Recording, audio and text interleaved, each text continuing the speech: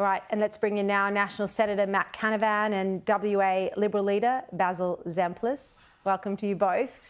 Well, the big local news today was that the Greens have elected Queensland Senator Larissa Waters to replace former leader Adam Bandt. Now, she beat Mehreen Faruqi and Sarah Hanson-Young, but it appears, given by her first press conference today, that she learnt no lessons at all from the election because yet again she was focusing on Gaza. Have a look.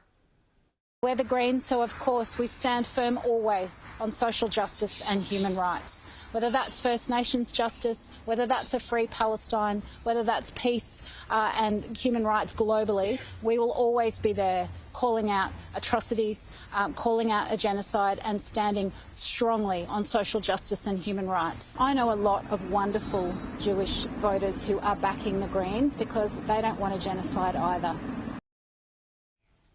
Well, I think that's highly offensive to Jewish Australians. Apparently, she thinks some Jews are wonderful if they're backing the Greens, if they agree there's a genocide in Gaza, when of course there's no genocide.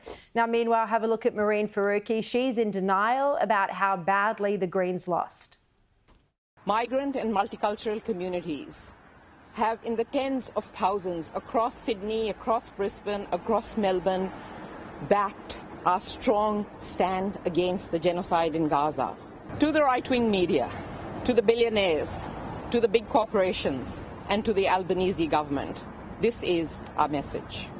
We are not going to take a step backwards on action on climate, on the environment, on housing, and for justice for Palestine.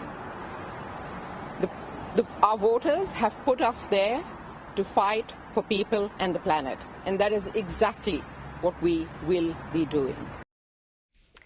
Basil, if this continues to be the Greens' focus, they're just going to descend into irrelevance, won't they?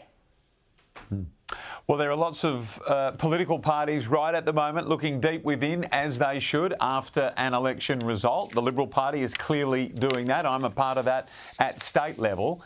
The Greens, maybe they haven't missed the memo, but maybe they're just not going about it in the right way. I mean, there can't have been any more public a rebuke for what they took forward and what they stood for than Adam Bandt being thrown out. He's the highest profile Green by a mile, the leader of the party. He's driven all of their policy and their communications, and the response from those people in his seat of Melbourne was to turf him out. So how that history, recent history by the way, is suddenly being rewritten or at least reinterpreted by his colleagues who remain is baffling, and it certainly shows that they're not learning or haven't looked for the lessons from the election just gone. No, exactly right.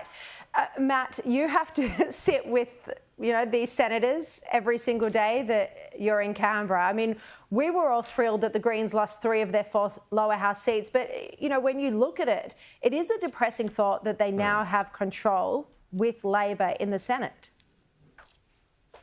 Well, you're absolutely right, Sharri. They were their platform. The Greens' extremism was rejected by the electorate, but they've been accepted by the Parliament, given the vagaries of the Senate. Keep in mind, only half of the Greens are up for Greens senators are up for election, as per the Senate's rules.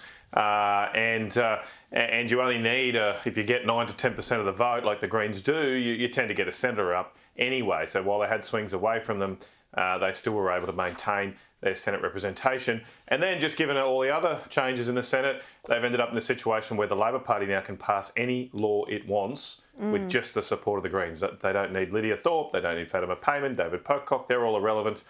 They just need the Greens. So this will be a real test for the Labor Party now, and something that should be of concern to all Australians, because clearly the Greens here are not going to change. They're not listening. I mean, I have said we need to listen. I've said we need to change our approach because we lost. We got thrashed.